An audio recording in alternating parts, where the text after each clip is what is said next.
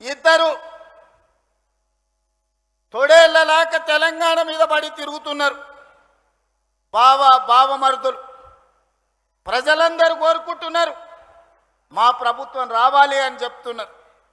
ప్రజలు ఎవరు కోరుకుంటలేరు, మీ కుటుంబం కోరుకుంటుంది. మీ దోపిడీ దొంగతనాలలో మీకు అండగా నిలబడ్డ వాళ్ళు కోరుకుంటున్నారు. ఇవాళ ప్రజాపాలన వచ్చి ప్రజలలో చైతన్యం వచ్చి ప్రజలు సంక్షేమ అభివృద్ధి పథకాలను ఈరోజు అనుభవిస్తుంటే వాటిని చూసి అసూయపడుతున్న వాళ్ళు ఎవరైనా మిమ్మల్ని కోరుకుంటున్నారేమో కానీ ఈ తెలంగాణ సమాజం మిమ్మల్ని మీ కుటుంబాన్ని శాశ్వతంగా సామాజిక బహిష్కరణ చేపట్టినరు. ఇంకా భవిష్యత్తులో మీకు పదవి అనేదే ఉండదు.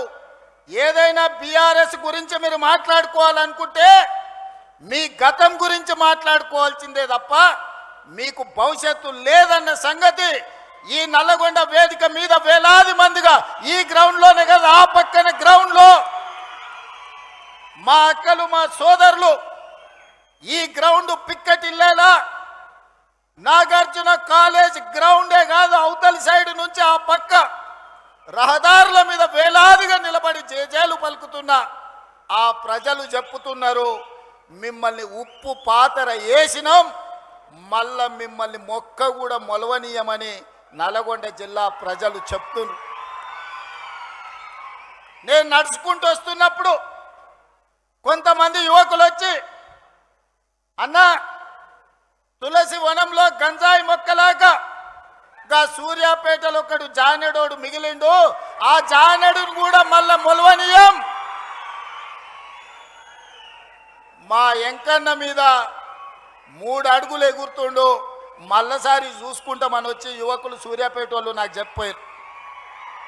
అందుకే మిత్రులారా ఇవాళ చాలామంది మాట్లాడుతున్నారు, అధికారం కోల్పోయిన అక్కస్తో కడుపు నిండా విషం పెట్టుకొని మూసీలో ఉన్న కాలుష్యానికంటే వీళ్ళ కడుపులో ఉన్న కంపు అంతకంటే ఎక్కువైంది. కాంగ్రెస్ ఏం చేసిందని నన్ను అడుగుతున్నారు. రేవంత్ రెడ్డి 2.5 ఏళ్లల్లా ఏమి తెచ్చిండు అని అడుగుతున్నారు. నేను ఇవాళ సూటిగా ఈ వేదిక మీద నుంచి మీడియా మిత్రుల సమక్షంలో నేను ఒక్క మాట చెప్పదలుచుకున్నా. ఎప్పుడు అడిగినా ప్రత్యేక శాసనసభ సమావేశాలను మా కౌన్సిల్ని సుఖేందర్ రెడ్డి గారు స్పీకర్ గారి అనుమతి తీసుకొని సమావేశాన్ని ఏర్పాటు చేస్తాం. 10 సంవత్సరాల బీఆర్ఎస్ పాలన, 12 సంవత్సరాల బీజేపీ పాలన, 2.5 సంవత్సరాల మా పాలన, మీ 2014, 2018 ఎన్నికల మేనిఫెస్టో, బీజేపీ 14, 19, 24 ఎన్నికల మేనిఫెస్టో మీద ప్రత్యేక సమావేశాలలో చర్చ చేద్దాం. మీరు సిద్ధంగా ఉన్నారా? మీరు లెటరు రాయండి స్పీకర్ గారికి, కౌన్సిల్ చైర్మన్ గారికి. ప్రభుత్వం తరఫున నేను విజ్ఞప్తి చేసి మీరు అడిగినన్ని రోజులు సభ సమావేశాలను నిర్వహిస్తా, అక్కడే తేల్చుదాం ఎవరు ఏం చేసిండ్రో తెలంగాణ కోసం. తెలంగాణ రాష్ట్ర ఏర్పాటు నుంచి తెలంగాణ రాష్ట్ర కోసం చేసుకున్న ఆత్మ బలిదానాల వరకు ఏ విషయమైనా ప్రత్యేకంగా చర్చ చేద్దామని నేను ఈ సందర్భంగా సవాలు విసురుతున్నా. ఇవాళ 10 ఏళ్లలో మీరు, నేను మా అక్కలు మా ఆడబిడ్డలు ఈడు ఉన్నారు, పాలపిట్టలు ఎక్కువ ఉన్నారు, మా అక్కలందరూ ఈడ కళ్ళకు కనిపిస్తారు మంచిగా వస్తుంటే. ఆడ కూడా వేలాది మంది మా ఆడబిడ్డలు పాలపిట్ట చీర కట్టుకొని వస్తే పండుగ పూట నేను పెట్టిన చీర సారెలాక భావించి మా అక్కలందరూ మా సోదరుడు వస్తున్నాడు కలవాలే చూడాలే, మా సోదరుడికి అండగా నిలబడాలి అని మా అక్కలు ఈడు వచ్చిండ్రు. ఇవాళ మా అక్కల సాక్షిగా నేను అడగదలుచుకున్నా, 5 సంవత్సరాలు నీ మంత్రివర్గంలో ఒక ఆడబిడ్డకు కూడా మంత్రి ఇవ్వలేదు కదా, మా అక్కలు మర్చిపోయినరా అని అనుకుంటున్నారా? ఆనాడు పేదవాడి గుర్తింపే రేషన్ కార్డు.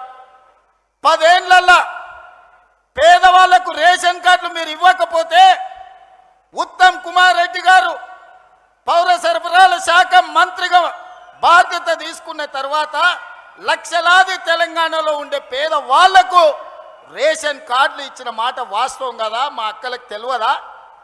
ఈడున్న పాత్రికేయ మిత్రులకు ఈ వార్త రాలేదా? పేదలకు ఆనాడు దొడ్డు బియ్యం ఇస్తే ఆ దొడ్డు బియ్యం బర్లకు దానబెట్టే పరిస్థితి. ఎప్పుడన్నా సంటి పిల్లలకు బుక్కెడు బువ్వ మా అక్కలు వండిపెట్టారు ఆ దొడ్డు బియ్యం అని నేను అడుగుతున్నా.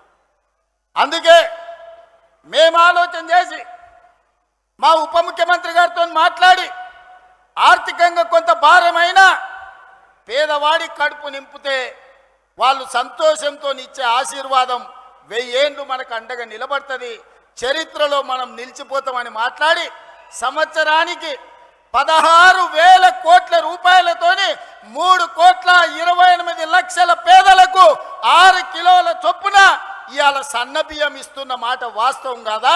మా అక్కలు ఇక్కడ ఉన్నారు కదా, వాళ్ళు వండి సంటి పిల్లలకు బుక్కెడు పువ్వ సన్న బియ్యం పెడుతున్న మాట వాస్తవం కాదా?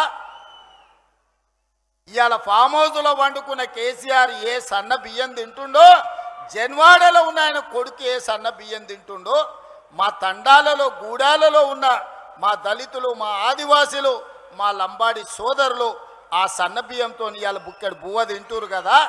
ఒకవేళ ఏదైనా వాళ్ళ తండ్రి కొడుకులకు అనుమానం ఉంటే మా శంకర్ నాయక్ ఈయనే ఉన్నట్టు చెప్తా, ఓ తండాల పోయి ఏదైనా గుడిసెల వాళ్ళ మా లంబాడి సోదరుల దగ్గర బువ్వ తిని వస్తే తెలుస్తుంది సన్న బియ్యం. ఇదేనా? రేషన్ కార్డే కాదు, సన్న బియ్యమే కాదు, పేదవాడి ఆత్మ గౌరవమే ఇందిరమ్మ ఇల్లు. ఈనాడు 4.5 లక్షల ఇందిరమ్మ ఇల్లు పేదవాళ్ళకిచ్చి ప్రతి నియోజకవర్గంలో 3,500 ఇల్లు వచ్చిన వాడికి 5 లక్షల రూపాయలు ఉచితంగా ఇస్తే ఈనాడు పేదలు ఇల్లు కట్టుకుంటుంటే మీ కళ్ళు గుట్టి ఈరోజు మీ కడుపంతా మసిమసి అవుతుంది. మీరు 1000 ఎకరాలలో గజ్వేల్లో ఫామ్ హౌస్ కట్టుకోవచ్చు, 100 ఎకరాలలో కొడుకు జన్వాడలో ఫామ్ హౌస్ కట్టుకోవచ్చు, అల్లుడు మోయినాబాద్లో 50 ఎకరాలలో ఫామ్ హౌస్ కట్టుకోవచ్చు, శంకర్పల్లిలో బిడ్డ 25 ఎకరాలలో ఫామ్ హౌస్ కట్టుకోవచ్చు. మీరు మాత్రం ఎకరాల కొద్దీ 100 కోట్లు పెట్టి ఫామ్ హౌజులు కట్టుకోవచ్చు. ఈ పేదోడికి 5 లక్షల రూపాయలు ఇందిరమ్మ ఇల్లు ఇస్తే మీ కడుపు మంట ఏందని నేను అడుగుతున్నా. నిజంగానే మీరు ఆనాడు ధనిక రాష్ట్రం ఉన్నప్పుడు పేదోళ్ళకి ఇల్లు ఇచ్చుంటే సంవత్సరానికి 2 లక్షల ఇల్లు కట్టినా 10 ఏళ్లలో 20 లక్షల పేదోళ్ళు ఇంటి వాళ్ళు అయ్యేటోళ్ళు, ఆత్మగౌరవంతో బతికేటోళ్ళు. ఒక్క రోజైనా పేదోడికి ఇల్లు ఇవ్వాలన్న సోయి మీకున్నదా? మీ భవంతులు, మీ బంగళాలు, మీ గడీలు, మీ ఫామ్ హౌజుల గురించే మీరు కలలు కన్నారు తప్ప పేదోడి కలల సాకారం ఇందిరమ్మ ఇల్లు ఇవ్వాలని ఎన్నడన్నా తండ్రి కొడుకు అల్లుడికి ఆలోచన వచ్చిందా?